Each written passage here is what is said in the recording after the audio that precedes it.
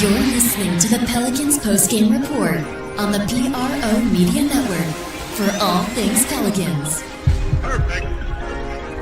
Fly Pelican, fly Pelican, fly Pelican. And I tell them that. Fly down, I'm a Pelican forever. Yeah, ain't gon' lie, I feel flyer than I ever been. We stay ballin', this New Orleans, I'm a Pelican. It's going down in the nest, wild, wild west. Come in town and you best, show us some respect. 3-point threat, I better make it rain. If it's something, don't jump stupid like your ankle sprain. Always said, never hate the player, hate the game. Jumper where the dame late, bunch of train. Post game, big Q, talking about business. Bird gang, YouTube, they ain't flocking with us. Lock up the division mission, get into the finals. Finish competition, then it's going win the title. I know this flyer than you can get. Such a threat that the ref just might call a tag. You could double, you could press, but you can't check. Right, left, slide by you like a Eurostep. Fly Pelican, fly Pelican, fly Pelican. And I tell them that birds of a feather flock together. Fly down, I'm a Pelican forever, Pelican forever. And never, and never, and never, and never, and never, and never say birds of a feather flock together. Yeah, fly down, I'm a Pelican forever, Pelican forever. But I'm proud of our guys. They battled, they competed.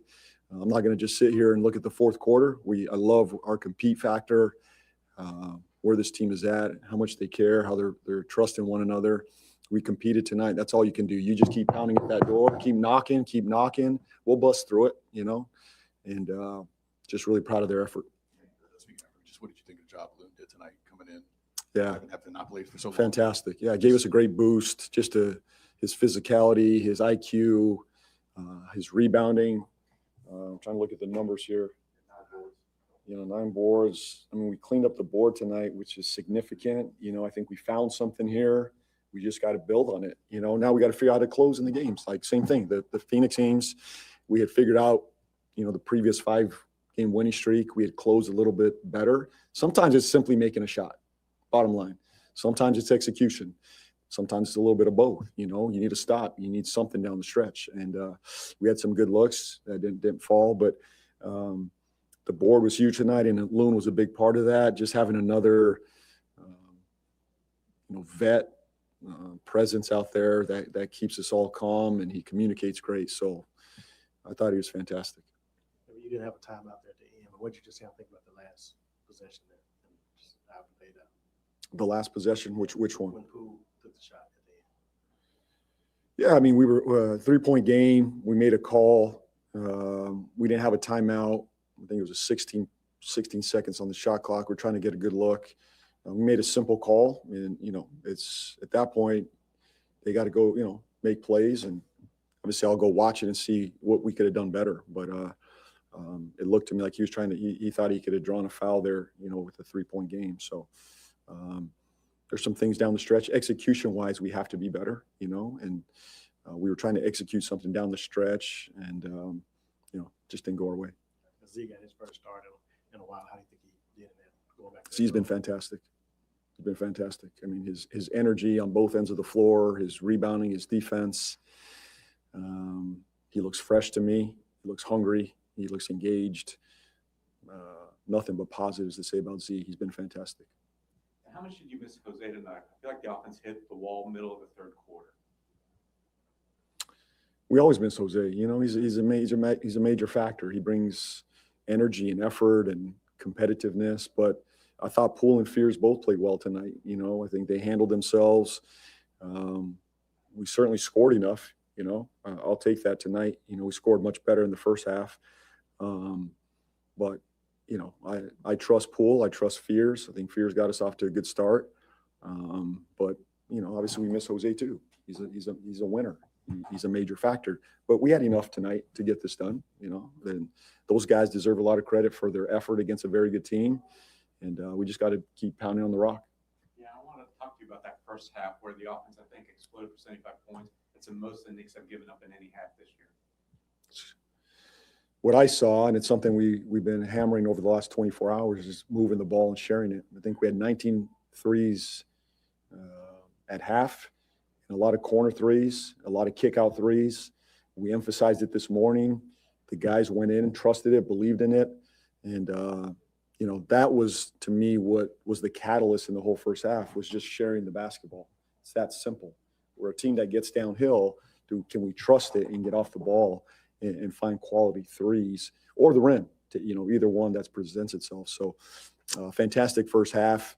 In any NBA game against a good team, they're going to, pick up their defense second half. And I thought we stuck with it, though. Our offense had enough going. Our defense picked up too, and we had a 7-point lead in the, to start the fourth. We'll take that. Now we just got to go close. Bottom line, you just got to go close. Felt like a playoff atmosphere for a lot of that fourth quarter. What do you think of the fans? I thought it was amazing. I love it. I love being in this arena. Our players are feeding off it. There were a lot of Knicks fans too, but I heard more Pelican fans, and I love it. So as I say, our arena's on fire right now. Keep showing up, keep bringing the energy, and this team, they're going to give you something to cheer for. Good. Thanks, everybody. All right, shout out to the fam, man. We in this thing. PPR final for all things Pelicans. Pelicans edged by the Knicks tonight, 130 to 125. Big Q on the recap, man. Listen, what can I tell y'all, fam, that y'all haven't heard before? The Pelicans, that's 4 straight losses for the game. For the last 4, we are. That's what we are. I mean, it was a competitive game for 3 quarters up into the fourth quarter, where the Pelicans just let go of old saying, they let go of the rope, right? Borrego's old boy. He let go of the rope. Pelicans lost the fourth, man, by 12. A lot of positive things in this game, man. We just we had the game. They had this game, and they played with the Knicks. Knicks is a 23, I guess you could say, 23-win team now. It was just it's very dissatisfying, man. Watching this, a single-digit loss team, and we just couldn't put this team away, man. We had this game. Like we had the last 3 games. Well, not 3, the last 2. 1, 2, 3. The Cleveland game was just ridiculous, but this is one of these, another tough loss by the Pelicans, and they're edged out. Fell apart in the fourth quarter. Questionable shot by Poole. I hear what coach trying to defend his player. Just a questionable 3-point shot right there. Showing low IQ in the back end of the game, and coach talk about we have to learn how to close. Well, coach, you're 34 games into the regular season, man. We're 34 games into the regular season, and we still don't know how to close. And the Pelicans had full benefit of all of the, most of their major players. I mean, Zion was spectacular in this game. I mean, he was awesome, man. Trey Murphy hit his average. Sadiq Bey lit him up for 26 in 37 minutes. And even though Poole took a questionable shot in the back end of the game, he scored a point a minute. He was in there for 26 minutes and had 26 points. But somehow, some way, we couldn't get it. It's really dissatisfying, man. But shout out to you guys. Appreciate y'all being in the stream. Please feel free to hit the like button, hit the subscribe button. By all means, feel free to share the show on your social media feed. Much love to you guys. I see you all out there. Much love. Appreciate you, brother Jan, Lavelle, Jaden.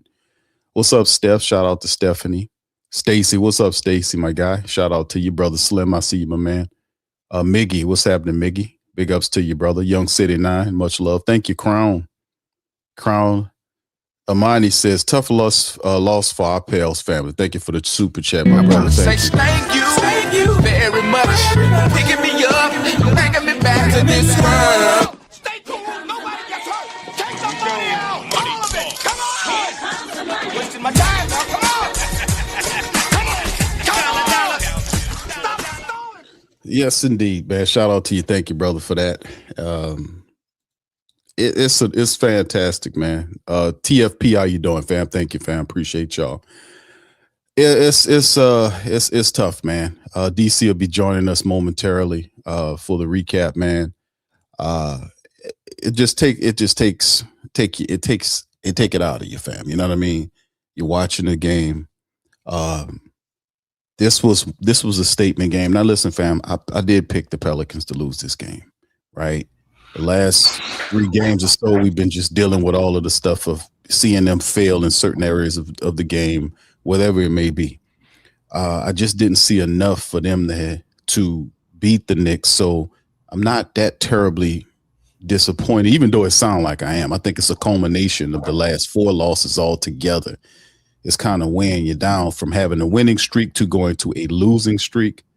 Is not a good thing. So anyway, before I get stat prattling, thank you for that super chat. We see DC joining in. Go ahead, DC. How you doing, man? Whoa, what's happening, man? What's up, bro? You got your guitar, bro? I could use some uplifting. I really could, brother. My what? Your guitar, you know. I don't know what you're talking about. But anyway, the Pelicans, man. This a tough loss, you know, just like my man who gave us super chat up there, appreciating 20 bones, though. Like they did everything they could, man. Other than execute down the stretch, we know this is a weak point of this team, and it's pretty much a weak point of any team that's been losing, right? Like teams that aren't accustomed to winning usually aren't the best down the stretch, man. They need a little bit of a cushion in that 4th quarter. And the way Jalen Brunson came, like, he started hitting some of them shots. I'm like, yeah, we're not going to win this game. But awesome performance by Zion. Sadiq Bey was playing the game of his life. Jordan Poole, although he took that retarded ass shot, he had a very, very good game, man. I think they discovered something with him and Looney out there. Looney got a bunch of rebounds, man. We're going to have to give him business again. I think he's earned it, and he's shown that just something as simple as playing him and running double big lineups can fix some of these rebounding problems, which, I mean, man, it's pretty simple, right? It seems like we should have been trying a double big lineup, right? All it took for Jose to get thrown out. I don't know what fuck Borrego was thinking, man. We should have been did that. I don't like to see it. Even you could have even threw Carlo in the mix. You know what I'm saying? Jordan Hawkins wasn't giving you a whole lot. Like you could have threw Carlo out there too, or add him. And we play more big sometimes, especially when the matchup calls for it. My man Jaden here asked me a question about Borrego. I didn't hear him, man. I didn't hear with the press conference. I'm just getting in here, so I'm guessing he was patting everybody on the back, even though we lost, right? I'm sick of that. I want a coach that when we lose, they're upset we lost because we should have won the game. Not, oh, guys played with heart and da da da. That's the problem. That's the problem. It's not a victory because we played with heart and we showed up and we held the rope and all this shit. No, we lost. You where your boy at? Danny Green when you need him, man. What my man from Minnesota who passed away? Rest in peace, brother. I don't remember his first name. I remember Coach Green. You know what I'm saying? No, but shit, I might be getting them mixed up, man. With Herm Edwards. Who said we play to win the game? That's Herm Edwards, huh? That's Herm Edwards. Getting them mixed up, man. R.I.P. with that brother, anyway. But yeah, man, you play to win. You ain't playing for participation. I think Herm Edwards is still alive, brother. No, Herm Edwards is still alive. I was thinking Danny Green, but Dennis Green. Dennis Green. Yeah, that's right. Yeah. Said we had it what we wanted. We let him off the damn hook. But yeah, man, tough loss. Awesome performance, tough loss. The Pels, if I told you the Pels was going to score 75 points on the Knicks in the first half, you would ultimately think that would be a win. But not so, man. We still got a lot to figure out.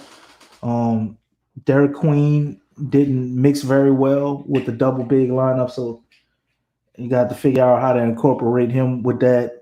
With them doing the double bigs, we also didn't have a very good game from Jeremiah Fairs as well, as you can see up there. You went through the stats already, Q? Nah, you came at the right time, bro. You giving up down at the right time. We'll cover that in a minute. Go ahead and finish it. Yeah, man. So everything is still a goddamn work in progress, man. It's just more of the same. I don't know what's gonna go on from this point. We play the Bulls again. They've seemed to have been medicine for us. They ignited our first winning streak. So maybe the Pels can get a win against them, but just a tough loss, man. It's a tough loss, hard one to stomach because they very well could have won this game, man. We were in control of this game till right around the end of the third quarter. You know, things started to unravel a little bit, and we did awesome with the turnovers all game. And I think through most of this game, we had like 4 or 5 turnovers, you know, all the way through the third quarter. And then they just start getting sloppy. Zion kicked it off, throwing that down pass cross court. Mikal Bridges picked that off, and then it just a bunch of sloppy passes and just lazy passes after that, man. And they kind of fed off of some of those turnovers and ignited their run.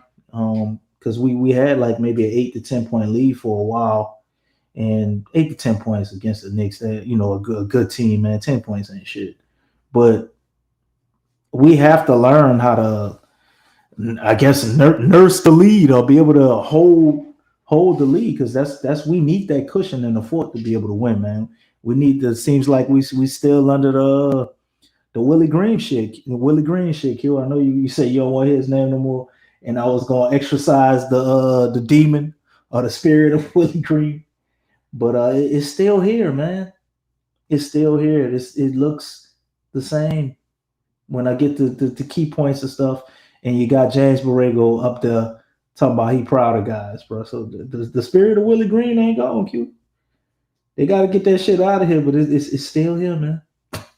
Yeah, unfortunately, man, it's in the words, the thinking of the players.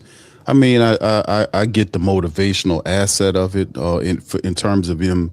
You don't want to be too hard on the players, but maybe tough love is needed right here. I mean, you basically done tried everything. I mean, you tried to be give him sweet love. You tried to do all this other stuff. It's time for tough love. They ain't never gave him tough love, Q.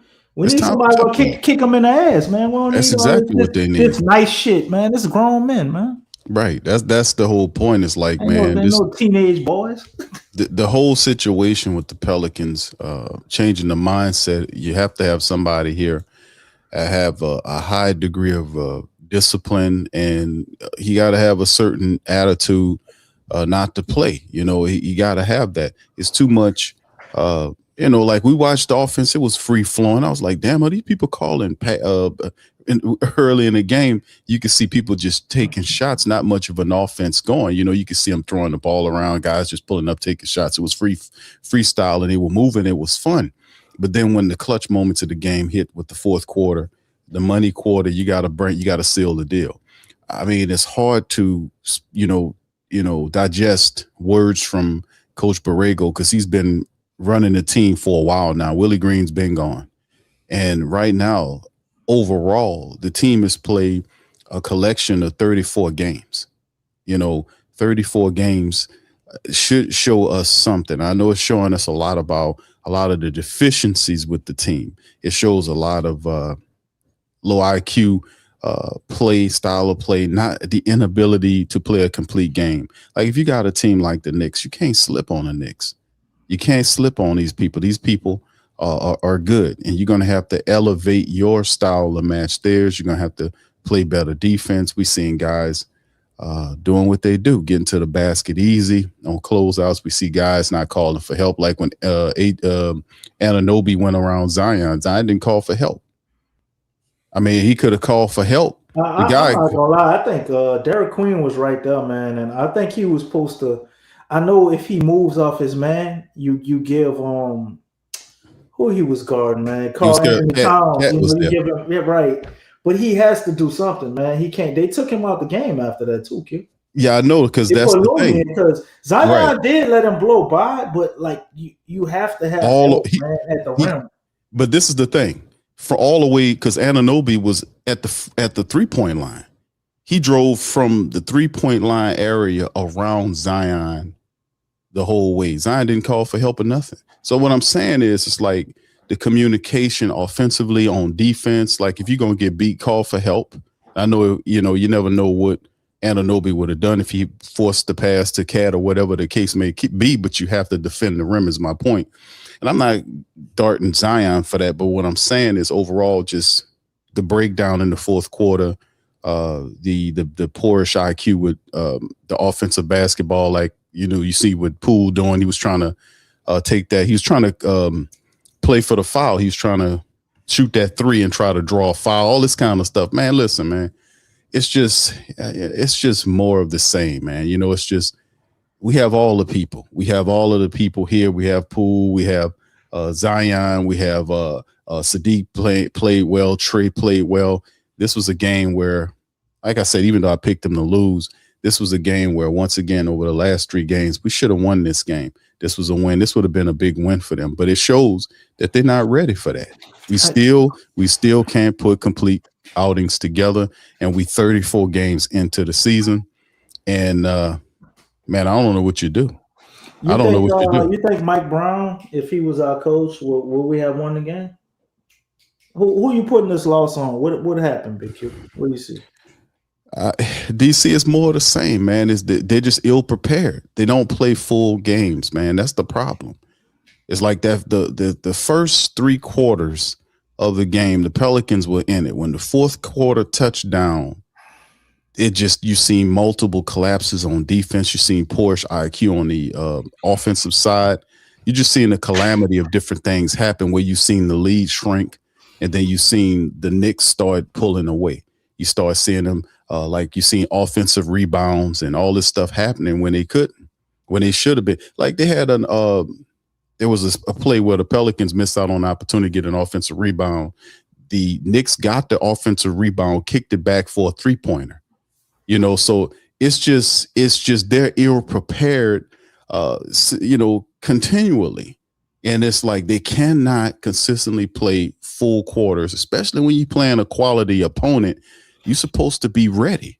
And they're not prepared to play 4 solid quarters of basketball, fam. That's what I see. And a lot of the family members I see, people saying it's the coach, people are saying, and this, that, and the third. And a lot of what you guys are saying is true. But what I'm saying overall, man, they're just not prepared. DC, they're not prepared to play. You're supposed to elevate your play against a quality foe like New York. And we did that for 3 quarters. The first half, they were there, hit lighten up, but it's 4 quarters of play, man. That's what it's about. The Knicks took it there. They made sure they closed out. They scored 34 in the fourth. And held the Pelicans to 22 points to close them out and beat them by 5. Now, we could say if other players would have met their averages, we would have won the game, but I feel like we had enough. You score 125 points. Well, at some point, your defense has to be able to step up and make stops too. Right. So, but go ahead. I think we have a similar issue we've always had, man. Obviously, people are looking at coaching, and I'm seeing a lot of what everybody's saying in the chat. But I thought the Pels, they were prepared with the way that they went out tonight. But what you're saying, as far as them not being prepared, I agree. Like in that 4th quarter, when things get tight, we still need a point guard, Q. We still need somebody when stuff is getting chippy that they can get good sets ran and get people in their sets and get on the ball where they're comfortable. We've had the same fucking problem for like 3 years, man. That's why we could never win clutch games in spite of Willie Green. Because we never had that. I like Zion, the point Zion thing here and there, but he's not a point guard like that's gonna do that. And I'm gonna tell you why we need a point guard. And it was very obvious to me. The Pels played an awesome game this first half, right? They scored 75 points. How many assists did the Pels have at halftime? Big Q? I don't remember. Put in the chat. Y'all remember how many assists they had? They had 24 fucking assists at halftime, man. And finished with 27. Why is that? Amazing. We got away from Woodwork. We stopped sharing the basketball, right? And I'm almost sure James Borrego is saying that on the sideline. I don't think he's that retarded as a coach. I mean, the guy is an offensive mind, right? So I'm pretty sure he's saying that, but You need somebody on the court to enforce it. Like, I'm not team James Borrego, but it's to the point where it's like the players have to police themselves a little bit, man. You know, they have to be aware of what's going on, and we don't have that, man. They're not self-aware of like what's going on in the moment. And I know that's a tough thing. That's why point guards are so valued. And, you know, it goes to point forwards and all of that now. And we hoping Derek Queen can be something like a Joker as far as being a point center and all of these things. But we don't have anybody like that on the roster. The closest thing we would have to that would be DeJounte Murray. And he's coming back. So I don't know how he meshes with everybody, but I'm curious how it looks. Because I think something as simple as having DeJounte Murray or that guy that can get everybody calmed down, can run some sets, take pressure off people, get easy looks, and get the infectiousness of sharing the basketball back. Jeremiah Ferris, love him, man. Awesome rookie. He's not ready for as that, or maybe he'll never be that. You know, he might just be a scoring point guard, and that's okay. But we can't, like, who put it in the chat, y'all? Somebody put we shouldn't close games with Fears the last 6 minutes. And I ain't gonna say we shouldn't ever close games with him if he got it going. And I'll just kind of gauge it game by game. But man, I saw one play. Fears had the ball. He's bringing it up, man. Trey is wide open, bro. Trey jumping up and down in the lane. Fears don't even see him, bro. You don't see him. Yeah. And by the time he see him, he calling Trey to come to set a pick. Well, you know that possession turned into shit, right? Yeah. You know what I'm saying? So it's but he's a rookie, so I don't expect him to have that type of awareness. I definitely think he'll be a lot better with his facilitation. I've already seen it grown. He had a spurt in his game. Well, I think he had like 2 or 3 assists, like back to back. You know what I'm saying? But he used to just going out there playing with the flow, getting this thing going. Man, dude was on they probably had 3 guys down there to 1, and he went for a layup. He had people wide open and he missed. I'm like, come on, man, you're a point guard, bro. You gotta dish it. You gonna get yours. But, you know, he got to learn, man. Not picking on the young fella. I don't think he played just horrible tonight, but we need that on the team. And more so, we need it for him. So he could soak that up. I think it would be beneficial for Derek Queen, and it'll obviously help everybody else too, especially Zion. Zion had probably the best game to me of the season tonight. I thought he played tremendously well. I thought he did more than enough for us to win the game. We just couldn't get everything out of everybody else in the second half, and we kind of went back to that style of basketball that's got us on the losing streak. We played different in the first half. We shared the basketball. We trust everybody. We came out trying to pass, man. Shots weren't falling, and guys, you know, they start going rogue and shit again, and just doing whatever. You can't win like that, man. You got to have organization, man, and especially in the clutch moments, man, to be able to close this thing out. We have to be able to. And once again, I have to also say the communication thing is big, man. As a team, we got to do a better job of communicating on offense and defense. And Borrego, his job is to work out the aspects of the game where who's going to be the closer. He has to get these roles more defined. That's what he needed to do. He really needed. That's his major job. Is finding out what players you want to implement at certain areas of the game, who's the closer, you know, plays that you need to run, whatever the case may be. That's his job to find the answer to that. And a team like the Pelicans with all these veterans, now we do have a couple of young guys that play like veterans. You mentioned Fears. He had 4 assists tonight in 22 minutes. He had 4 points, but he only took 5 attempts, 2 of 5 tonight. So it's a thing where Borrego, if he's going to be the coach and he's the interim coach, that's why I like James Borrego, but he still has a lot of what we don't want insofar as the mindset of what we've been having for a while with the Pelicans. So when you have guys out there like Malone or Budenholzer or Holzer, any of these other coaches with a resume, with hardware on their resume, you always want to keep them in mind, man, because that's the next step. We need somebody with a vision. Also, like Zion played his ass off tonight in this matchup, and like I said, the key Pelican players, they have phenomenal games. We talk about guys that's getting paid well, whether it's Jordan Poole, Zion, Trey Murphy. They played their asses off. Sadiq Bey was big in this game. He chunked it in. Usually you would get a win. But the defense is the problem. The defense is a major problem, letting guys get to the cup. Wide open 3-point shots tonight. This other guy, I don't even know his name. This African fellow. He was talking about the heavyset big dude. Muhammad, weird looking dude, number 51. Yeah, Muhammad Dawara. Oh, yeah. That man, Q, you know what? 0 for 4.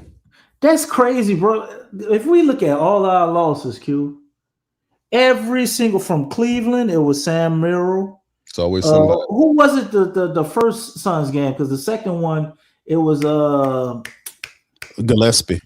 Dizzy Gillespie the second time. Who was it the first one? Dizzy Gillespie. I just call him Dizzy Colin Gillespie. Yeah, I get what you're saying. I got you. Dizzy Gillespie. Who was it the first Suns game, man? It's like somebody damn near shoot lights out perfect every time we lose. It's crazy. Especially they called it with this. I think on the game, AD mentioned that, man. He said, I don't know, it's something about the arena. Something about the building. Yeah, something about the smoothie. It's every I disagree. It's crazy, bro. I disagree with AD. It's not the building. The defense. It's definitely the defense. It's them rotating. Yeah, ain't no building. It's the team. It's it the was Grayson Allen, the first loss, Jan, but I'm talking about the first one of the back-to-back. Because they had somebody lit us up that night. Unless Dizzy did it twice. Dizzy Gillespie did it twice. Well, that's the thing I'm saying, man. You need a culture change. That's the whole point. Sean Axon, if you have a totally different coach and staff and still have a loser record, will you still blame the coach? That's not going to happen. You need somebody that has to respect the change. James Borrego is, he's going to take the blame by default.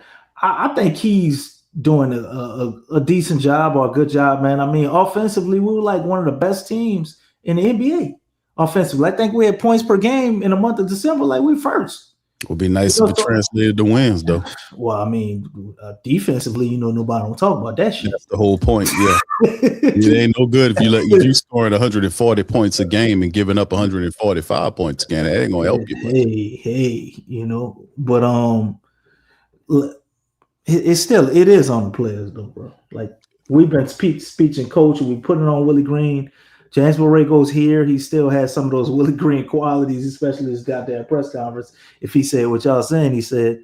But the players have to take pride on that side of the ball, Q. Like just rebounding. The fact that we have issues rebounding, to me, rebounding has always been effort. Like you just gotta. It's like an attitude, You gotta have attitude to rebound, man. Right. So it's that when you see a team that can't rebound, man. If you got coaching and strategy and everything going, that you might need that to be the number one rebounder team, or you need a few phenomenal rebounders. But to just not be like one of the worst teams at it, you just gotta kind of like not want to be. You know what I'm saying? So it's guys don't have that same energy or tenacity at times. And I think what Borrego did tonight, is what you got to do. You got to play different guys when that's the case. He brought Loon out, gave him a shot. I don't know why DeAndre Jordan never gets a shot. It's really weird because remember the first time DeAndre Jordan played awesome. Huh? He did played like one or two more games, and we just never seen him again.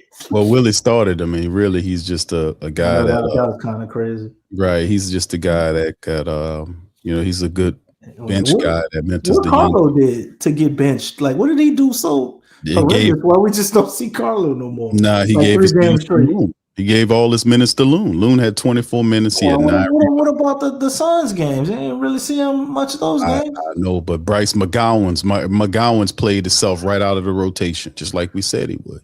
Those Well, two men, McGowan's is on a 2-way queue, so you know it's only so many games I you know, play them guys and all right? that. But it's pretty coincidental that he's not in the mix after those two horrible outings against the Suns. So Well, I you gotta mean, give Borrego that, boy. If something ain't working, he ain't gonna stick with that shit. he ain't got no You know, time. he gonna switch it up. Right. The Looney thing was interesting because at some point you wanted to shake up the roster because number one, you're still missing Herb. Jose gets suspended for 2 games, this game and the Bulls game, so we'll be without him. So you're gonna have to bring some guys off the bench. You're gonna have to play Jordan Hawkins played 12 minutes tonight. Micah played 10 minutes tonight. So, you know, you had guys, Looney, who hadn't seen any real playing time since early in the season. He got 24 solid minutes tonight. And he offered 2 points, but he did snatch 9 rebounds. 5 of them was offensive. Hold up, Big Q. I gotta give him credit for Jordan Poole, in my opinion. Like those picks he was setting, like he made Poole really comfortable. You saw those picks he was setting high up at the 3-point. Absolutely. Poole knew nobody, and he just pulled up and hit him. He made him really comfortable, man. So although he only scored 2 points, if we look at like screen assists and shit, he gonna be up there. He was definitely impactful offensively as well, just due to the little 2-man game he had going on with Jordan Poole. So I thought he played tremendous, man. We definitely didn't lose this game because of him. He wasn't a big hindrance, but taking Derek Queen out and putting him in on that last play, I would have liked to see Yves there instead of him. But I understand why Borrego did it because he had all them offensive rebounds and might have been thinking from that aspect too. But I'd rather him put Yves in that last little run instead of Loon. But Loon got the experience. He had a good game that night. That's what he was leaning on, bro. He was leaning on Poole, the connection you mentioned, how they were playing in the game together, Jordan Poole and Kevon Looney. He leaned on that. And it is what it is, man. But Queen, he struggled in this one. And like I said, let's touch on that, man. Let's hit the stats and we'll get some more in-depthness. Y'all do us a favor. Smash that like button. Let's get the likes up, fam. Also, if you are listening to us via another platform like X or whatever, y'all feel free to retweet, and hit that thumbs up button, man. We up in this thing. PPR. Pelicans edged by Knicks 130-125. Big QDC on the call, man. Listen, here's the team stats for tonight. Pelicans 46%, 44 of 96 tonight. Our Pelicans. They were 14 of 36 from downtown for 39%, and 23 of 27 from the foul line for 85%.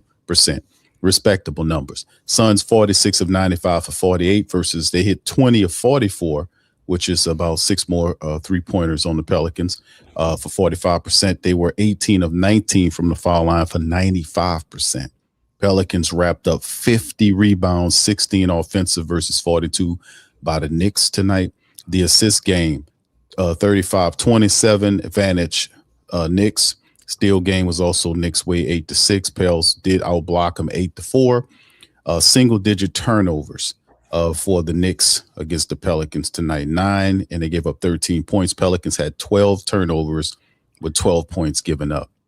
Fast break game, Knicks won that one 16-10. Pels beat them in the paint 54-42. The largest lead the Pels had on the Knicks in the game was 10 points. They had them beat by 10. Knicks had them by 5 at one point. And of course, as we shift to the individual statistics, the big man of the night is Zion Williamson. 32 points in 29 minutes, his first start in a while. He was 11 of 16 from the field. He was 10 of 12 from the foul line. He had 5 rebounds, 2 assists, 2 steals, 2 blocks for Zion. He was big tonight. 26 from Sadiq Bey in 37 minutes of action. He was 9 of 21 from the field, 4 of 10 from downtown, 4 of 5 from the foul line, 6 rebounds, 6 assists, and 2 steals for Sadiq Bey. Just making it happen. Jordan Poole off the bench, 26 points in 26 minutes, 7 of 14 from the field, 4 of 10 from 3-point line. He was perfect from the foul line, 8 of 8, 3 rebounds and 1 assist for him, right? 21 from trigger Trey Murphy in 38 minutes, 8 of 16 from the field. He was 5 of 10 from downtown, 6 rebounds, 2 assists for Trey. And then, of course, there was no one else. Derek Queen struggled in this one. He had 7 points in 29 minutes, 3 of 13 from the field, 0 of 2 from downtown, 1 of 2 from the foul line. He did snatch 9 rebounds, 6 assists, and a steal and 2 blocks to go along with the 2 turnovers.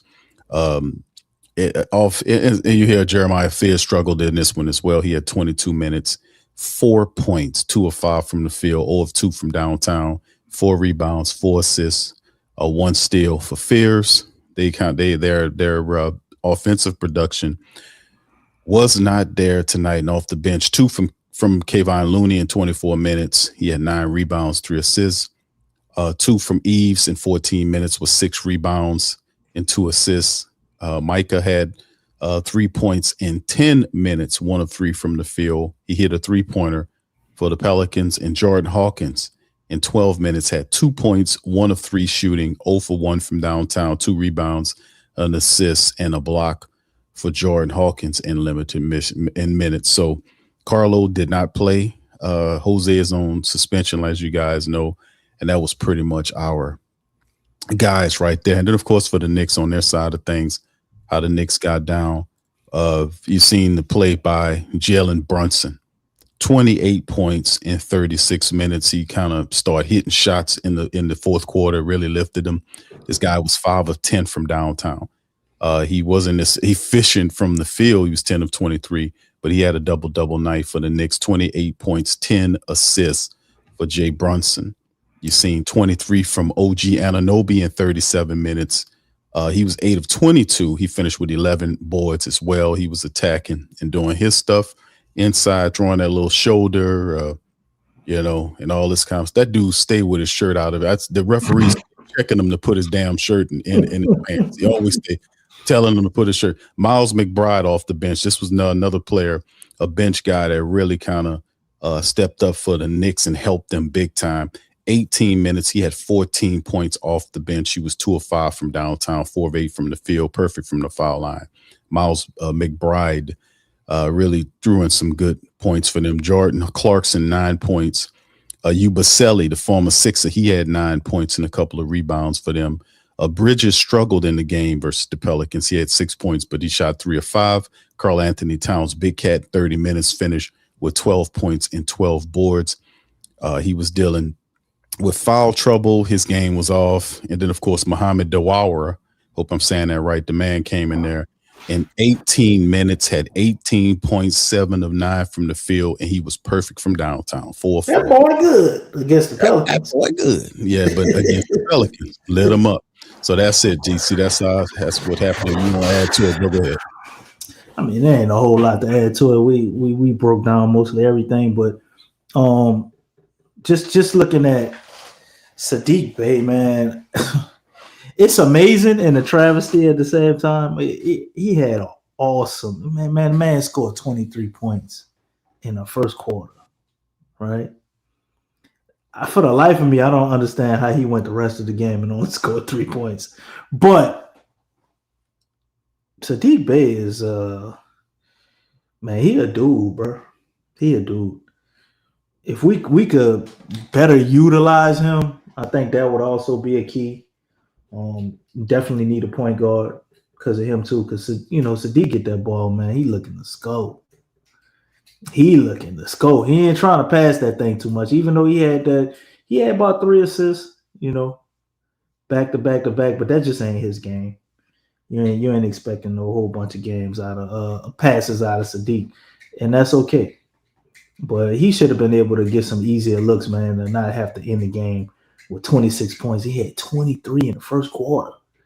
It's crazy. Man only scored 3 points for the rest of 3 quarters. And it wasn't because he wasn't shooting. But good game for Saddiq, though, man. That was really impressive. Probably was a career high, I would think, for him in the quarter, right? I know he had like a 50-point game on his resume. And I don't remember what his biggest explosion was with us, but he had a game. Didn't he have like a 30-point game with us? If I'm not mistaken. I have to look at his the thing. He had a game where he was going off, man. But nonetheless, Sadiq. Then you had Jordan Hawkins, not Jordan Hawkins, Jordan Poole. He went out and I think kind of redeemed himself and kind of give you a glimpse of what you're getting, with him. He had an awesome game, man, off the bench, and pretty much made you have to sit Jeremiah Fears down, although he wasn't playing like just horrible, but he made it so you had to kind of sit him out. Yeah, 29 against the Rockets. Yeah, 29. I know he had like a 30-point game, man. No, the 29 is what you're thinking about. In the overtime win over the Rockets. That's what you're thinking about. It's 29. That's the most he done. That's 30. Come on, man. Stop No, being so technical. No. That's not being technical. 29 is 29 and 30 is 30, brother. That's Come 30, on. bro. This guy. Go ahead, bro. It's 1 point away from 30 kills. It's 30. Okay, so is it 30 or not? It's 29, 30 or not? 30. It's 30. Go ahead. You can have it, bro. Close enough. God damn, bro. But Jordan Poole dropping 26, man. 4 for 10 from the 3-point line. Finally getting it going. 8 for 8 from the free throw line. You like to see him be able to get a few more assists. But you got him out there to score, man. Gave 26 minutes, 26 points. Kind of looked a little fresher and a little springy. I know he's been dealing with like a ankle injury or something like that. And what didn't he have like a quad contusion or something he had going on, man? So he's been battling with that. Came out, had an awesome performance tonight. But I'm gonna need you to close the game better though, Jordan. Them clutch minutes, man. He need to kind of get it together because I've seen him, but he was out there with Steph, with the Warriors, and it's a different ball game when you're playing next to Steph, a point guard. I'm seeing him out there and make some excellent decisions, but having him man the show, I mean, it's not the best look. I would like Poole out there, but I like to see somebody else in point guard spot. He was one of the main guys. Like I can kind of see, I'm like, man, we still need a point guard really bad because you need somebody to kind of rein Poole in a little bit, man. Sometimes he get a little too wild. You need somebody to like. I thought that's what you coached there for, DC? Ain't that's what you coached there for? We ain't had no goddamn timeouts. It was horrible with timeout management tonight, Q. Yeah, that's like, true. How much you gonna do from the sideline? It's a little easier when you got your point guard, your coach on the floor, to be able to do that. But still, nonetheless, good game from him, man.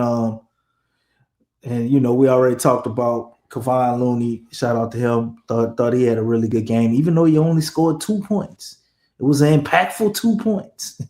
You know what I'm saying? I don't even see Kevon Looney on my screen. Oh, there you go on my screen. Yeah, 2 blocks from Kevon Looney too, without jumping, because he ain't getting up there no more.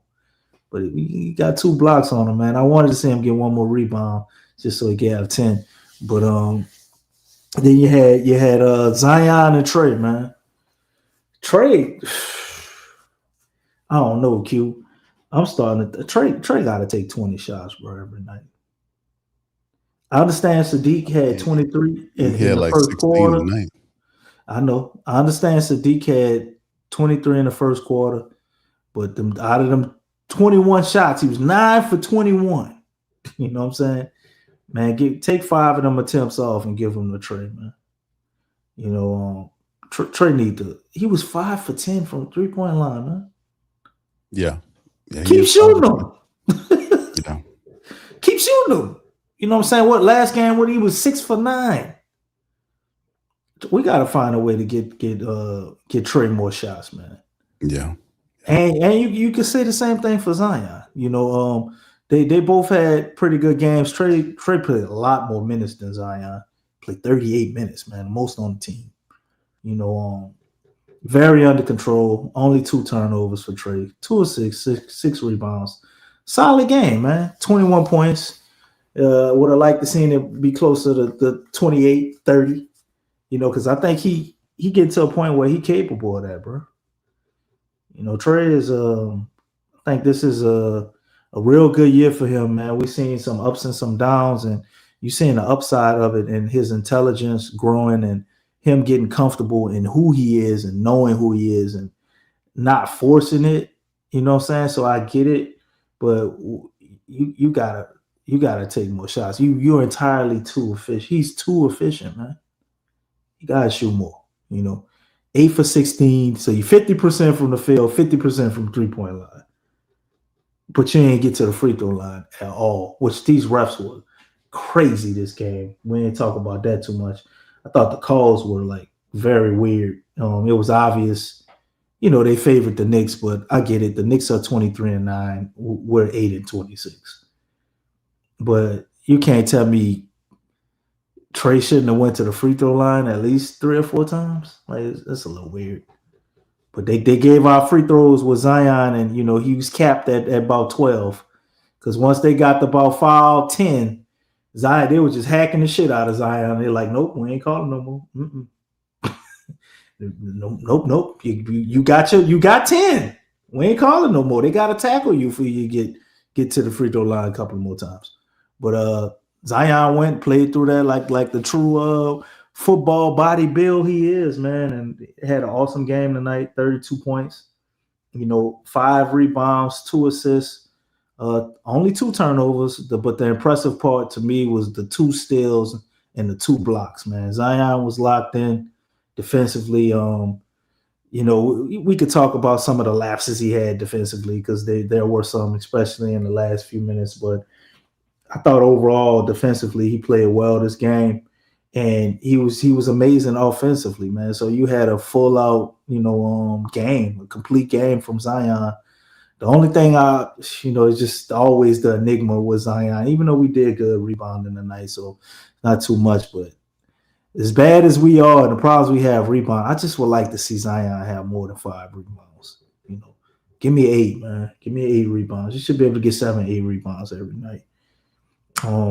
He did all his damage in 29 minutes, and Zion finally started tonight. So pretty much like I thought, if Herb didn't show up, I thought they probably would start Zion and not go with the Bryce McGowan's thing. We lost every time he started. You just can't keep doing that.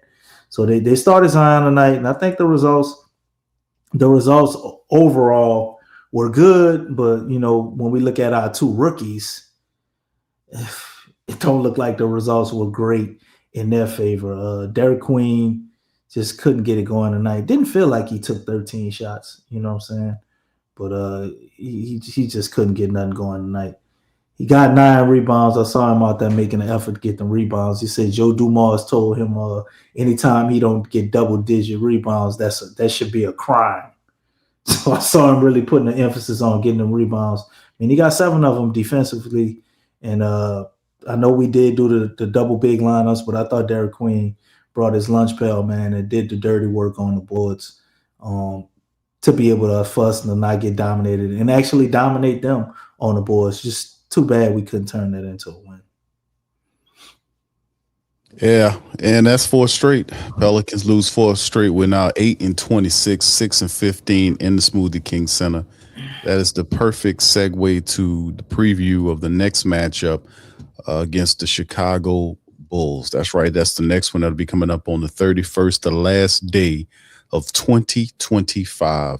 Hopefully Pelicans can end it with a win. Now, this is just what the team needs. This is a team, the Bulls are currently on the 2-game slide.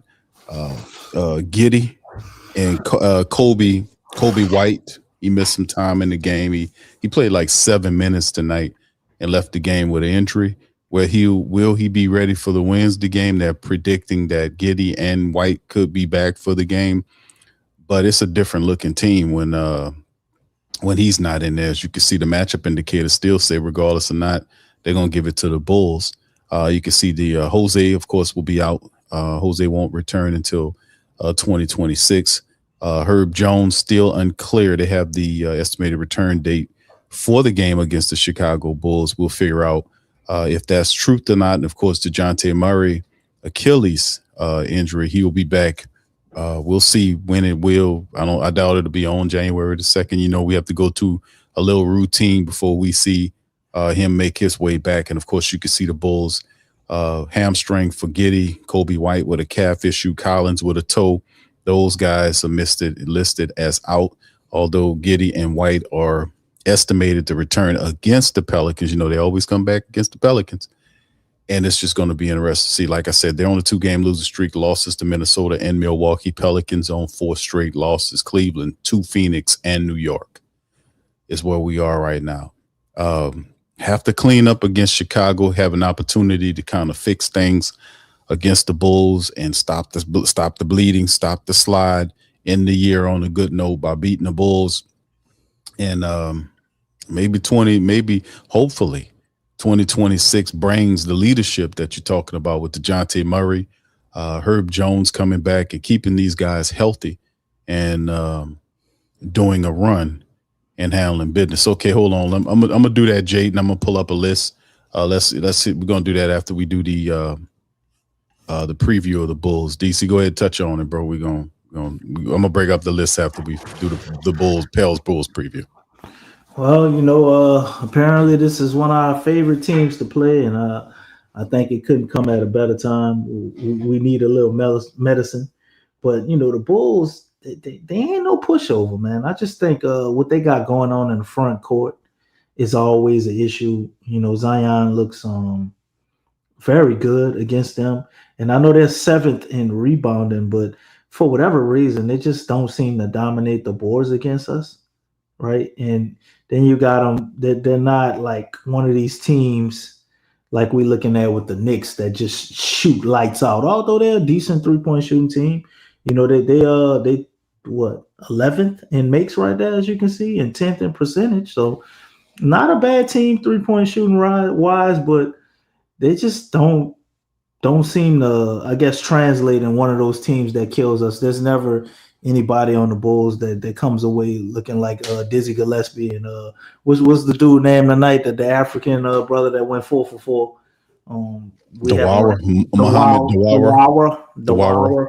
So we haven't had any of those type of issues, and you know, they're one of the teams lower in free throw attempts, as you can see here. So just looking at this layout, you know, the chart up here, man, it's becoming clear to me why we're able to beat the Bulls. And when you think about it, they have Josh Giddey, right, who always plays well with us, but there's never really anybody else that kind of feeds off of Josh Giddey. He's kind of a pass first guy, and I know they have Montes Bazelis, the rookie from last year that's coming along. I think that brother had maybe 35-point game or something like that recently. So hopefully he don't come in and torch us while I'm up here talking all this. But they look like they just like need one other player. And then I know Cody White also went out tonight with an injury. So that's one other guy that they're down. So I think this is a for sure victory for the Pels. We go in, get a little medicine. They play in the Smoothie King Arena. We still at home against the Bulls. So I think the last one we were over. We probably are, because I think the last one we were in Chicago. Yeah, so the crowd showed up. You had Bulls. We had Bulls. Damn, so they're gonna be in Chicago for the New Year. That's crazy. But I still don't matter. The last one I think we had in the United Center. Maybe we could see. It would be nice to see Jeremiah Fears have a breakout game in front of his hometown. You know, that'd be an awesome look. Kind of help him through this little rookie wall that he's facing. But yeah, he said this man said a for sure victory. Why do that, DC? Because this is one of the only teams we can consistently beat. Yeah, for real. He ain't lying, bro. I don't think they're gonna pass up this opportunity. It's gonna be what, the third time we played the Bulls? We beat them twice already. I just think we have their number. Yeah, I don't think it's right like there. some special strategy we got. It's just the way they match up, the way we play them, and they down Kobe White. And Kobe White always kills us too, and you know they down him. They just don't have the manpower to be able to beat us. I don't think the Pels gonna go out in Chicago after the way they played tonight and just play like trash. I don't see that. And they already beat the Bulls twice, so they gonna walk in there, you know, with a little chip on their shoulder. Yeah, it's a medicine. Yeah, it's like a mental thing, as far as them seeing the Bulls, they've already beat them. So it's like mentally, their mentality is already there, brother. Like you say you used to do the same shit with That's true. Memphis. You used to do the And same. Talking about prayer meeting and all that bullshit. you right, brother Jan. I did do that when Call 'em out. Zion Call 'em out, and Jan. BI were healthy. Like we talking like Call them out, 2022. Jan. 2022, we was for sure victory is debatatory. Man, y'all funny. But yeah, when Zion and BI were healthy, bro, we was having our way with Memphis. Now as time went on, you could get on me about that because that shit wasn't going anywhere. I had to stop calling my little brothers and all that shit, man. They were putting belt ass. But then the same thing with the Bulls, bro. This strictly based on this season. Perfect matchup for us. Perfect medicine game. We went against the Bulls, and then we got to see what's next after that because we went on a 5-game winning streak, and then we just undone all that shit, winning 4 games in a row. So we're exactly right where we were before we started the winning streak. Can the Pels start another winning streak? Yeah, I damn good tonight. I didn't pick them to win against the Knicks, but I do pick them to beat the Bulls. Like you said, styles make fights. We have mentally and spiritually, physically, the Pelicans are a team that just match up well with this Bull team. Like I said, we beat them twice before, and we beat them double digits both times. Not saying it'll be a double-digit victory, but they'll be inspired to not finish the year on a losing note and to snap the streak. This is the easiest game that they have out of some of the games that we've seen recently. And getting a victory against Chicago in Chicago and ending on a high note, the year on a high note with a win, and just going from there that's what's needed. They need to feel how to win again. Portland, Miami, Los Angeles, Q. I think Portland we can definitely get. Miami will be a hard one, but we can get Miami. Portland, really tough, though. DC, pump your brakes on that Portland thing. Portland plays us tough, bro. Nah, I ain't say it would be easy. I just said I think we can get them. I'm not saying I ain't say that's a for sure victory or none of that. I'm just saying I think we can get Portland. But they do play us tough. They play everybody tough. It's a little different with us, man. It's like they got it on their mind to knock off the Pelicans, man. But we'll see, man. That's that. But that's one at a time. Right now, we got the Bulls up next on Wednesday. Giddey and Kobe White supposed to be returning for the game.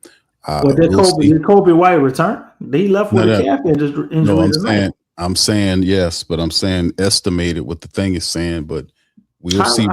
He just got hurt. How they gonna estimate he come back?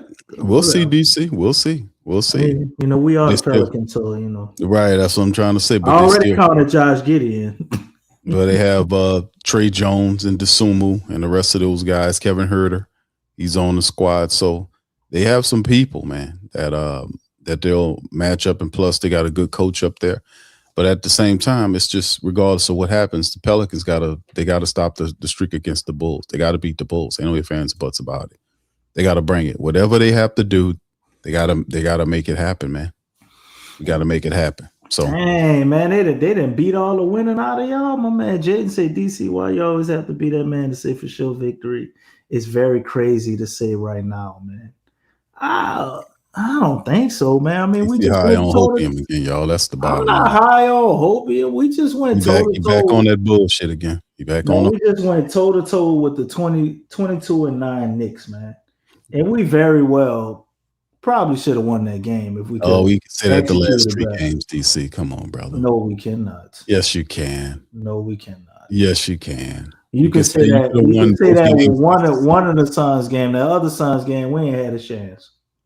So you didn't have a chance to win the other night? I didn't feel like we had a chance to say. We did. I think we did. When they gave up 24 second chance points at halftime, I knew that shit was over. At halftime, bro. They gave up 24 second chance points at halftime after getting their ass mopped with second chance points the previous game and missing all the free throws. I knew once they did that, it was over. That man. With the free throws, 17 missed free throws from the first Suns matchup. It's an insight into how the team is losing. You know, it's like the fun. When you get tested, you're not supposed to fall apart like that. You know, they're supposed to when things really get thick, you're supposed to fall back on what you know. That's what galvanizes you and drives. CQ, you said something very important. You said when things get thick, they're supposed to fall back on what they know. Q, Right. what they know is fucking losing.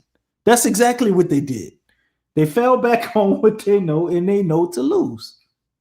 That's why. But that didn't apply in the winning streak. So you gotta get that. You gotta get that mentality. They can't fall back on what they know. I'm saying that, They have to build win. new habits and brick by brick that thing, and you know to be able to build something to fall back How many on. bricks is going to take? How many bricks is going to take? We had 34. What is it?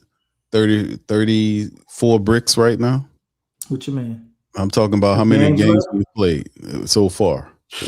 I mean, how many bricks is going to take for them to learn how to play basketball? I'm just asking. 34 bricks right now. Well, we had you got a minus. You got a minus 82 bricks. You got a minus 12 of them because 12 of them they didn't learn shit. Well, Willie Green was here; they wasn't learning anything. You might as well minus how many bricks Willie Green's been here. It took Borrego about a good 8 games before they started to pick up something. So you want to do the 10-game increment shit? No, thank you. Like Willie used to do, we go gauge with 10-game increments. No, all that was thrown out. You notice they don't even talk about that sort of thing. That was so stupid. But that's how he digested the game. That's how he processed the game in 10 games. I don't know, Q. I mean, you would think. I thought maybe by the beginning of the new year we would kind of see something different, which I can't disagree. I think we are, but it's just the defensive. Oh man, the defensive lapses are just so bad, man. Especially watching them in clutch time tonight. At least they trying to double the best scorer and get the ball out of his hands, and I mean that's really low. But it's sad to say we normally don't do that, especially if Herb Jones is playing. Is Herb gonna do everything? But to see guys getting like just wide open layups in the game is right in the balance. And it's not like they went and made a move and shook somebody, or it was they had to make this amazing. No, it was just going to the lane, getting a wide open layup. Should be crazy. So defensively, I think they've actually at times they can actually look worse than what we see in Willie. But offensively, I see a lot of promise with the Pelicans, man. But you know, offense alone ain't gonna win you the game. You got to play some defense. Yeah, that's a part of it because he got them playing fast and free offensively speaking, but it would definitely work if the Pelicans could play some defense, man, and communicate better, man, and not let people walk the ball up to the rim for layups and so many wide open 3-pointers, man, knowing how to communicate, circulate, this sort of thing.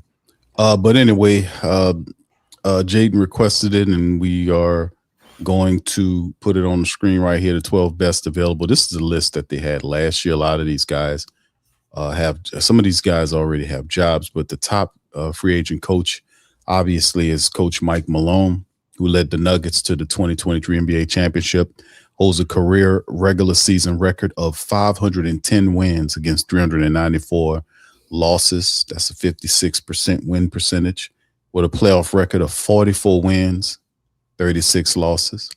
The next coach to talk about is Taylor Jenkins, the former Memphis Grizzly all-time winningest coach.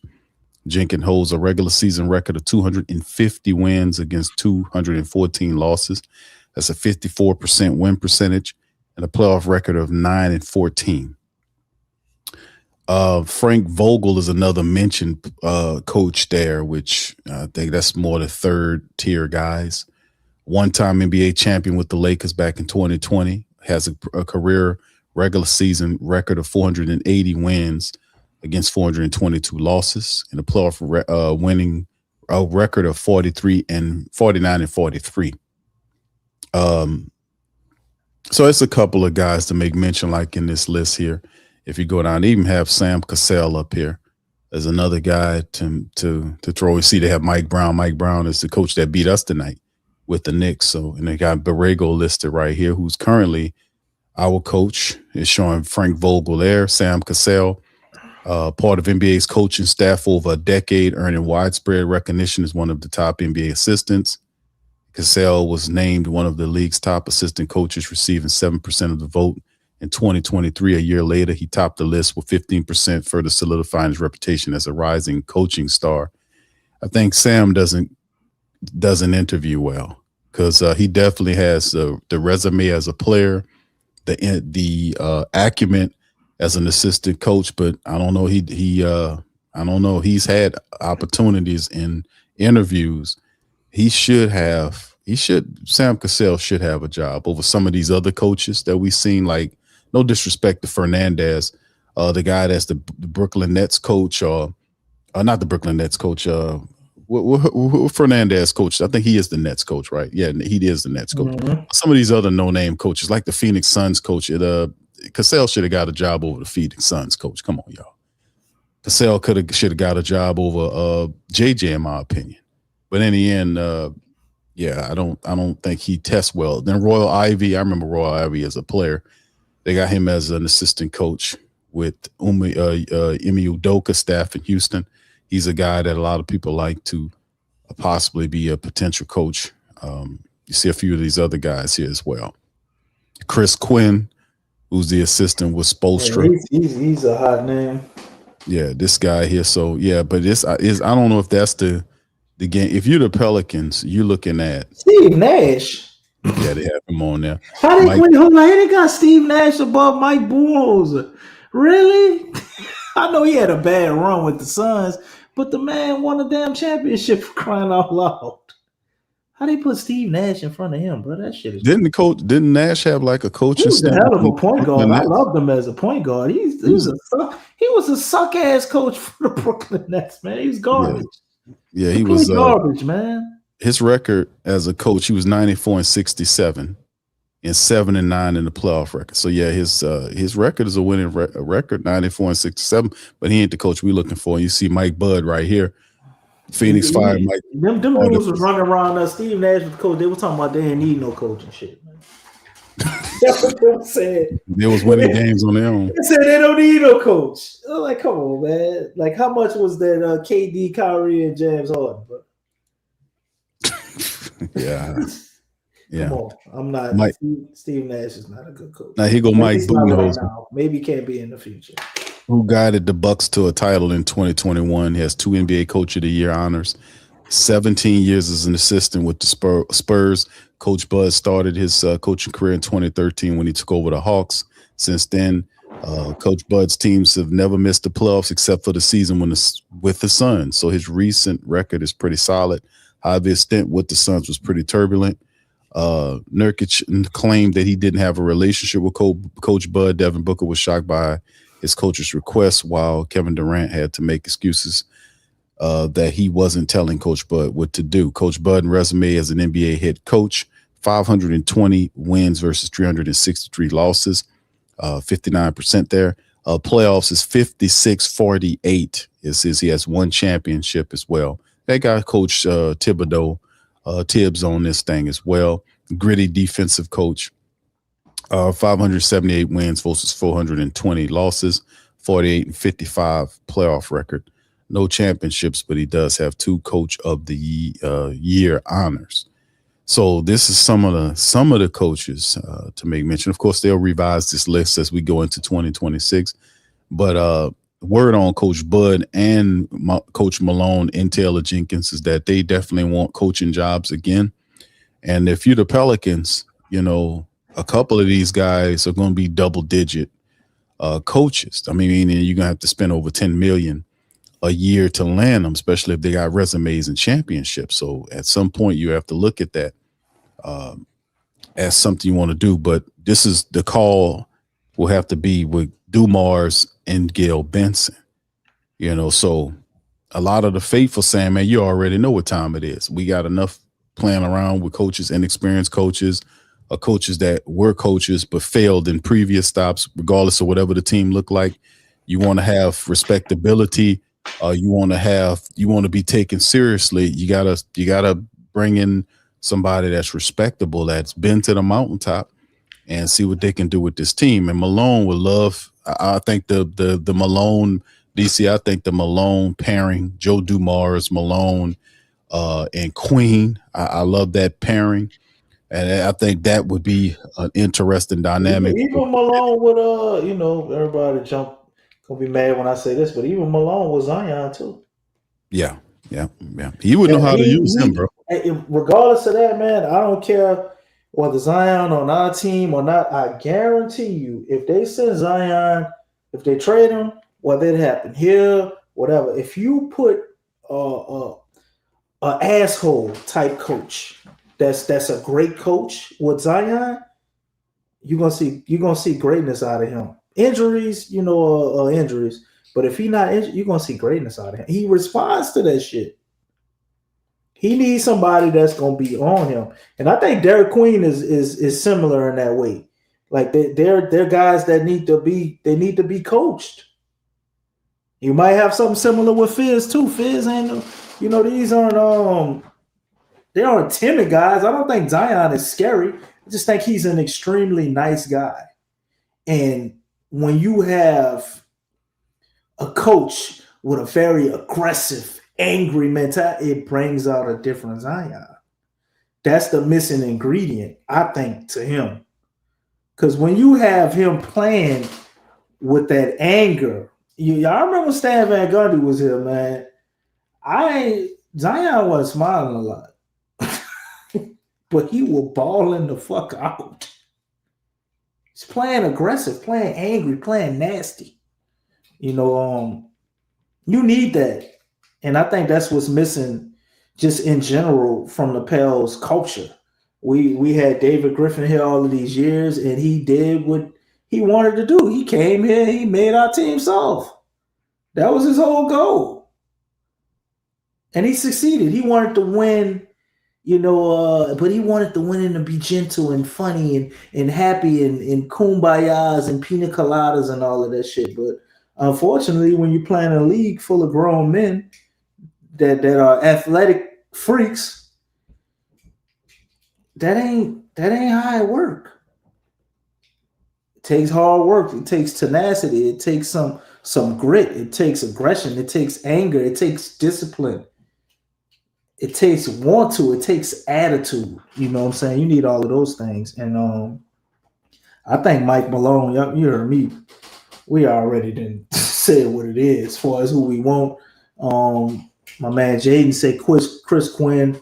He might be the next up, one of the newer type coaches. But even if we are going to trade Zion, let's say, and they still have him here at the beginning of the next season, I think it would be beneficial for that purpose as well. You have a coach that's won a championship, knows what it takes. They're going to hold the organization accountable to put the type of players here, the type of pieces they need to set a different tone.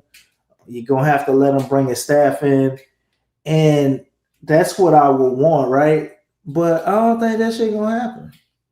I don't think the Pels trying to spend no money on this team. If we want Mike Malone, it's almost like it's counterproductive because they're not gonna want to pay him, and if they do pay him, will they let him bring his whole staff for real? And the Pels would have to really do something this season to show that they have signs of life to push the Pelicans to do that. I think we very well could wind up with James Borrego again. Or if we don't get James Borrego, it'd be like my man put up there. He said the crazy ass office with Dumas and Troy Weaver wanted to sign Kevin Ollie. It could be something like that, or it could be a name you're not expecting that's inexpensive. That's been the MO of our front office. I don't think that changes unless they see a real spark or push to do that. And then we're talking about wanting Mike Malone. Do we know what Mike Malone wants?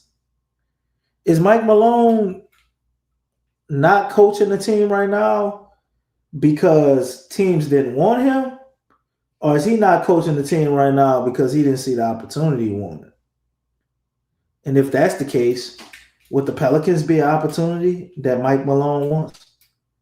knowing how cheap and penny pinching Miss Benson can be. In his last organization, in which he won a championship, he had a fallout with ownership. So Yeah. it's a nice dream. I would be happy for it to happen. I want it to happen, but it's hard for me to believe it's going to happen with the Pelicans. To be honest, with they were redrawing money because all of the money that was spent over the David Griffin administration. He was basically writing checks. He gave himself an extension. He kind of abused it, right, to the point where, and that's, see, that, like I said, it's Gail, but the reality is Gail doesn't know anything about this, and you have an actual president of basketball operations.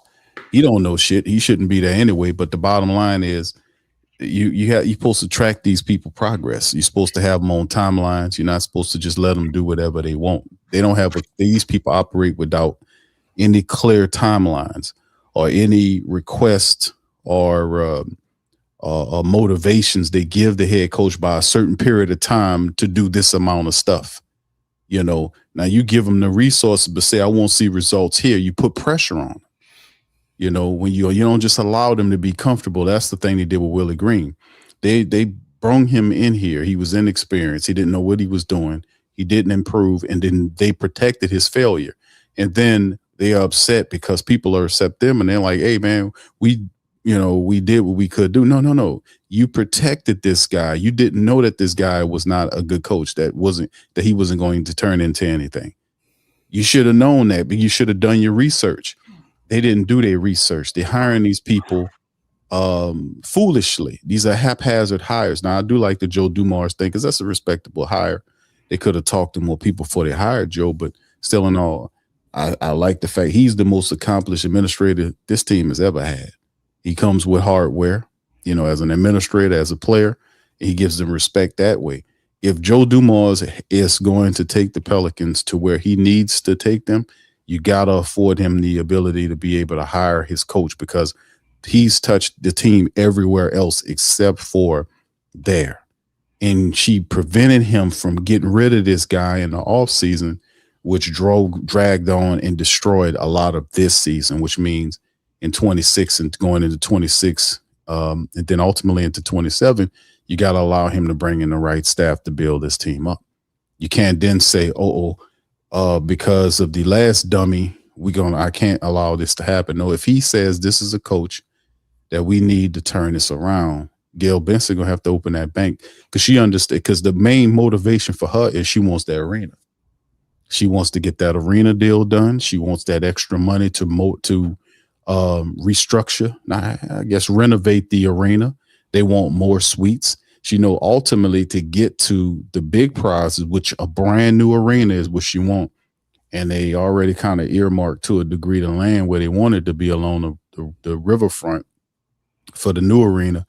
In order for her to get anything close to that, she got to have somebody that brings respectability on the court. So if you have an accomplished guy and at the head of the team and as an administrator, he picks the correct head coach.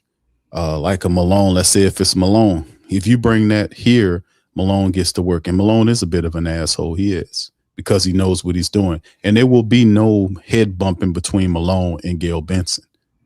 It won't be that. She gets involved. You know, she usually gets involved when shit go to hell, and then she step in and call herself doing some stuff. That won't happen with Malone. You know, her head bumping with Malone. She would step back and allow him to run the team. She'll allow Joe to do what he do. That's the last piece of the team that he hasn't touched, that he needs to kind of wipe us all away so we can get to where we need to be. So we'll see how it go, man. Her turning the money loose now. Some of the family members have righteous, righteous decisions or commentary to the contrast because of rumors that the Pelicans were talking to or asking questions about Darvin Ham, the former Laker coach, Kevin Ollie, the former UConn coach, Brooklyn Nets coach, right? But that's those are other coaches, but there's still other coaches like Malone, Coach Bud, that are interested. Taylor Jenkins could be another one. So that's going to be candidates that they look at from A-list to in between to C-list. They're going to have an expanded list of people that he's going to talk to. So don't just get stuck at those names. I know sooner or later when we get through the rest of the season, you'll start hearing other names as well. But that's a couple of them right there, to be honest with you. So when you're looking at the future and you're saying, man, I'm not interested in Darvin Ham and I'm not interested in Kevin Ollie. He's a good college coach, but he does nothing for you at the pro level. You need respectability. We don't need another Willie Green. We don't need another guy who has a mid-level resume. You need a guy that knows what he's doing, that's been to the mountaintop, that understands what it means to get it and fits the identity of your team. That's Malone, bro. But that is cute. But my thing is, how do they look at it as far as where they're at? Malone is he a coach that wants to start over and build something from the ground up? Because you coming in here, or is he going to try and salvage Zion? Like, how does all of this work? Because if we're trading Zion, right, and you're moving off of him for possibly assets, some first round picks or whatever you're getting, if you go in that direction, how does that contribute to winning next year? And if you know you're not going to win next year, do you really want to spend all of that money on a Mike Malone? So the thing is with the Pels, I don't know which direction they're trying to go. Are you asking a question, or you just being you asked the question? I'm just throwing something out there, man. Hypothetical. I'm just throwing something out there because we don't know which direction this front office is looking to go in. Are they going next year and trying to compete? Are they trying to compete in one more year? Do they see this rebuild project as a 2-year thing? Are they trying to salvage Zion and keep him because they don't like the trade-off? It's just so many different directions they could go in, and I think depending on which path they chooses will depend on how they look at a coach. I don't think if you can't convince Miss Benson that you're actually trying to be contenders to win, that they go after Mike Malone. And I don't know how you do that without either getting something substantial back from a Zion trade, resurrecting him, or figuring that whole situation out. I think it's tied together. So until we see how that's going to go, I don't think we can really make a decision on whether we can get a Mike Malone or not. And that's just outside of the money. Even if they're willing to spend the money, I think they will still have a certain guideline or expectation on willing to spend that type of money on a coach. That's why I think it's extremely possible that James Borrego could still be here, or you let Joe Dumars pick his coach, but you do the same thing. You start how you finish, and you finish how you start, right? Joe Dumars came in here with a mandate to not fire Willie Green, that he had to lie and act like wasn't there. So I think it's very possible that they could handcuff him on how much he could spend on the coach. I think it's very possible. She lied too at the press conference. Definitely She been lying. She said there ain't no mandate. He said he mirrored her too. She been lying. I mean, what are you supposed to say though? That's what I'm saying. He's not gonna want to. He can't tell the truth. Like if he wants his job, like he can't. But you asked the question. The question is, which direction are they going? And when he came in, you don't know exactly what they're going to do right now. We've heard rumors that Zion wants to stay with this unit. He believes in the team. We know Trey. We got a lot of people here. If all that's the case, and we're gonna keep Zion, man, and we keep trying to. I'm not saying we are. I'm saying I think you go James Borrego. You go not James Borrego. You go Mike Malone. You're trying to keep Zion and all of that. If you're going to do it, listen, DC, we done did all this before, bro. We done been this places. They done hired inexperienced coaches. They hired coaches that Stan Van Gundy should have never been hired. He wasn't even a person that was supposed to be hired. That man hired him. That was a stupid hire by that man. That man wasn't even coaching. He wasn't even in a coaching circle. He was talking about the game and long retired. He hadn't coached in years. The last involvement he had with the NBA was tearing up the Pistons as an administrator. So, I mean, he should never have been hired. That's people real. Elvin Gentry should have never been hired. We constantly hiring these stupid coaches, these half-ass coaches. Gentry could run an offense, but he couldn't coach a defense. He had no discipline. So the reality is history is telling you everything you need to know. You've hired inexpensive coaches that were beyond their prime, that wouldn't write for your team. Gentry was too old, and they just keep doing the same thing because they had dumb administrators. Now that you got a guy that knows what he's doing, he's not going to hire a bum ass coach that's less talented than a Willie Green or James Borrego. You might as well keep Borrego if that's the case. But if you're Joe Dumars and you're hired to turn the team around, you're only half the equation. You got to have a coach that shares your philosophy, who has the hardware. Joe Dumars knows what it takes to get to the mountaintop. He's been there as a player and as an administrator, both places. You got to hire a guy that understands that principle too.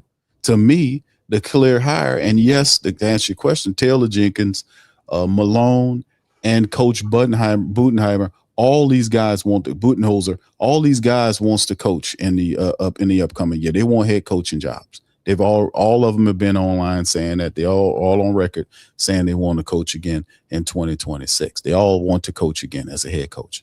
So yes, the only thing is, how much does it cost?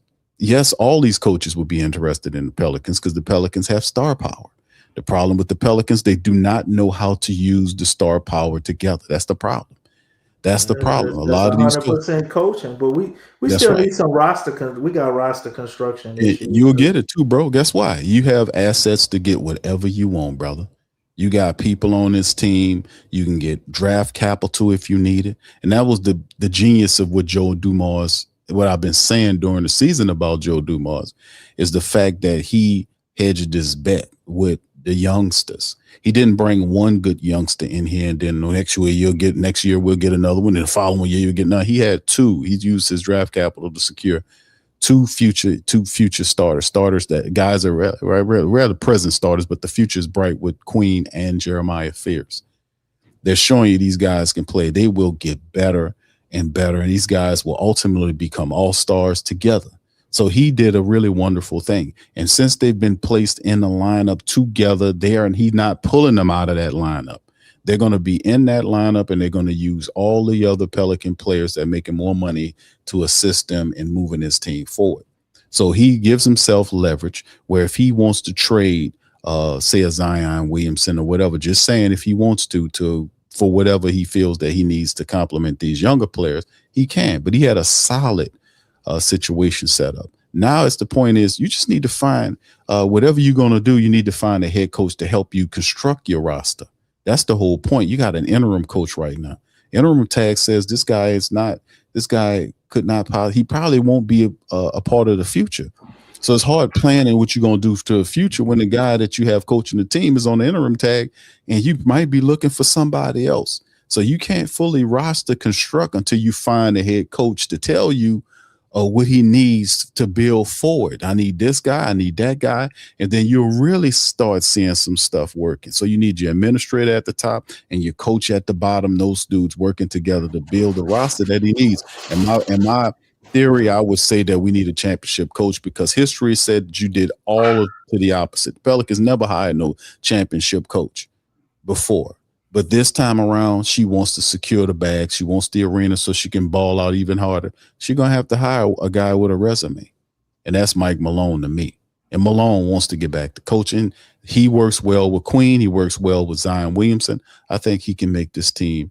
He could take the Pelicans and take them somewhere. And that gives you the respect that you need. That's all I got to say, bro. Go ahead and say what you say, bro. We'll get ready to close out. Hey, I ain't got nothing else to say, man. It is what it is, man. I wholeheartedly agree, but this organization, man, and all of the just dumb moves they had, man, there was so many times, Q, we could have avoided where we're at right now. Well, it's to the point where we got sick of talking about it. They work so hard to have the disaster that they have, man. They worked extremely hard going against the grain and making all of the wrong decisions. I like what Joe Dumars has done. I think what the Pels are right now is kind of unfortunate, and I don't think it's due to a fault of his own. You know, unlike a lot of people critiquing him, I think they did a good job with the cards that they were dealt, and the fact you couldn't get rid of Willie Green. So it's like, how do you buy groceries and you don't really even know who the cook gonna be? You know what I'm saying? Are you buying groceries and shit? You don't even have a gourmet chef, you know, and you expecting a gourmet meal. So it's it's unpleasant, man. And based on Miss Benson's lack of understanding of how the actual basketball part works, I can't trust them to make the right decision until I see it, bro. But you know, shout out to everything you said. You painted a very wonderful picture, and I almost wish it could go that way, but they've done nothing to make me think that they would be that intelligent. It's almost like a layup, just like, you know, the layup of firing Willie Green. You know, James Borrego's having his issues, but if James Borrego was given this team in the offseason, do we really think James Borrego would be 6-16? Because I don't. I think he would at least be like 500 or like right under it. And now that was a layup. We knew that shit a year before last year. If we got rid of Willie Green after the Thunder series, right?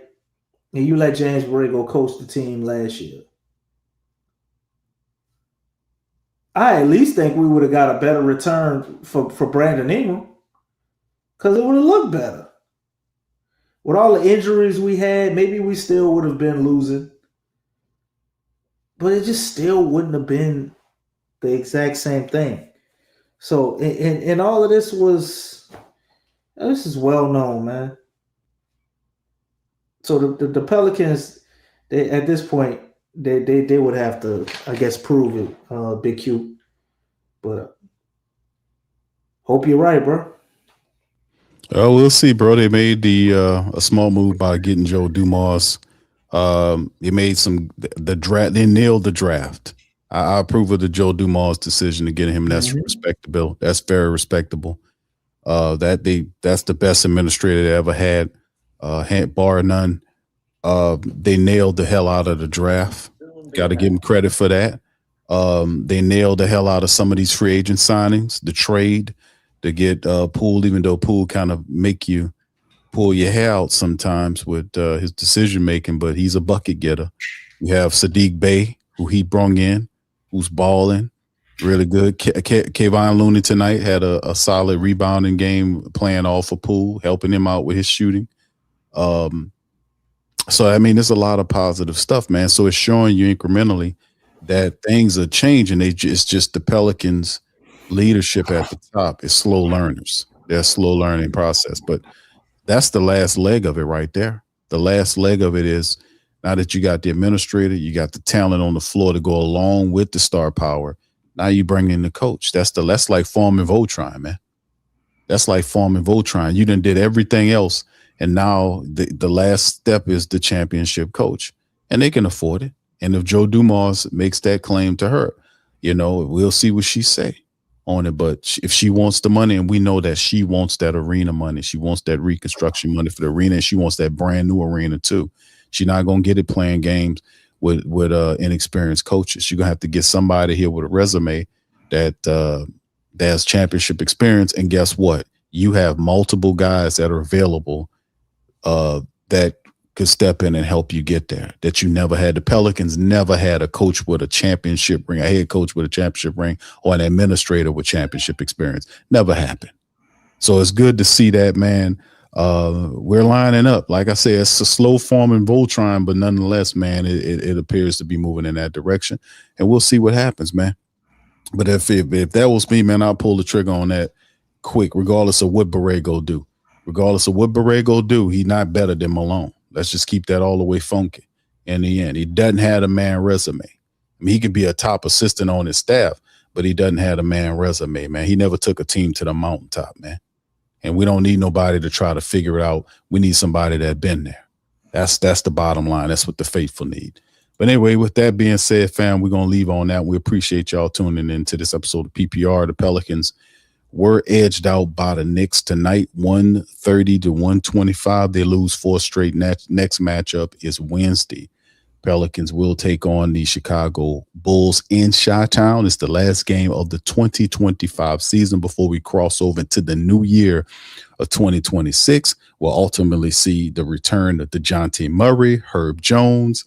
We'll see all that happening in the new year, man. And perhaps the Pelicans might turn some stuff around with all this new stuff. DC talked about getting a point guard with some leadership ability. That's Murray. How can he be activated and moved into helping the current healthy group of star-powered players we have? That's yet to be determined. We'll figure that out. That's to be continued. So we'll see you later on Wednesday's recap of the Pelican Postgame Report. Y'all hit that like button, hit the subscribe button, and we'll holler at you on the next one. Much love. Peace. Go Pels.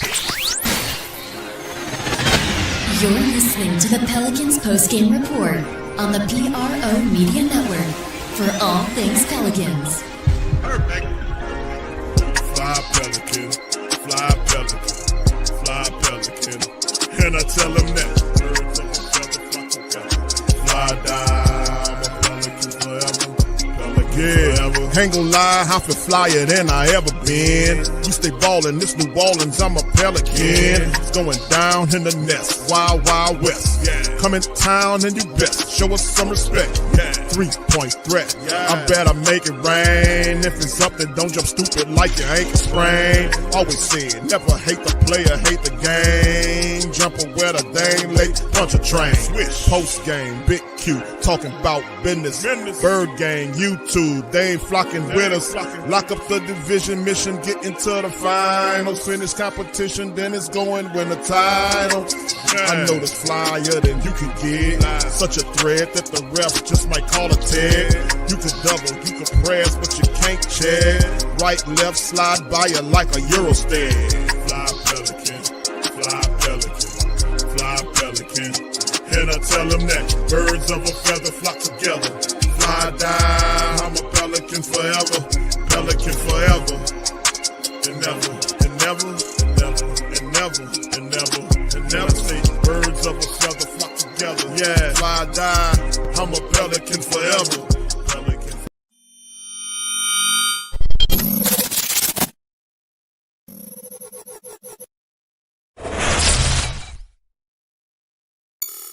Hey, New Orleans!